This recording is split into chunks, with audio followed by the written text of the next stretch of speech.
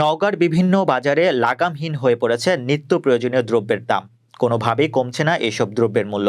সাধারণ মানুষের ক্রয় ক্ষমতার বাইরে চলে যাচ্ছে প্রতিটি পণ্যের দাম। বিশেষ করে সবজির বাজারে দেখা দিয়েছে ভয়ানক আগুন।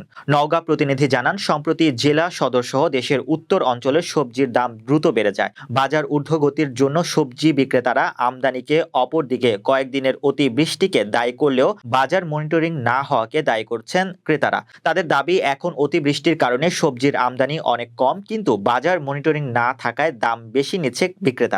আমদানির পরিমাণ কম হওয়ার অপরদিকে বাজারে কৃত্রিমভাবে এমন পরিস্থিতি সৃষ্টি করেছে ব্যবসায়ীরা। নিত্য প্রয়োজনীয় দ্রব্যের বাজার সহ বিভিন্ন হাট বাজার ঘুরে দেখা গেছে প্রতিটি নিত্য প্রয়োজনীয় দ্রব্যের বাজারের দ্রব্য মূল্যের ঊর্ধ্বমুখী। কোনোভাবেই কমছে না প্রয়োজনীয় দ্রব্যের দাম। এতে দিশেহারা হয়ে পড়েছেন খেটে খাওয়া মানুষেরা। বাজার করতে গিয়ে চরম বিপাকে পড়ছে দিন এনে দিন খায় এমন লোকজন।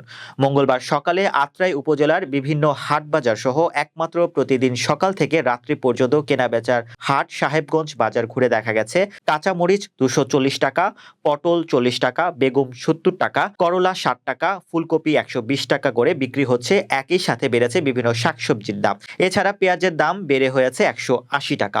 গত কয়েক দিনে বেড়েছে ডালের দাম। মসুর ডাল 130 থেকে 140 টাকা, মুগ ডাল 80 থেকে 90 টাকা, ছোলা 70 থেকে 80 টাকা, শুকনো মরিচ 200 টাকা করে বিক্রি হচ্ছে। এদিকে বাজার মনিটরিং ব্যবস্থা জোরদার করার দাবি জানিয়েছেন এলাকার সচেতন মহল।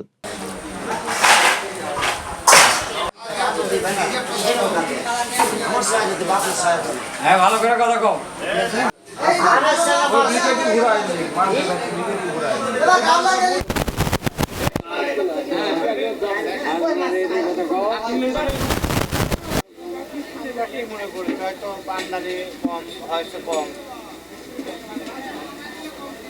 পিস মুরগি বিক্রি হচ্ছে, আমি আজকে বহুত লসে আছি। এই লস পূরণ করা খুব কষ্ট। সোনাল বিক্রি হচ্ছে 280 টাকা, বর্তমান দাম কম। দাম কম? হ্যাঁ কম। এখন দাম কম হওয়ার কারণটা কি?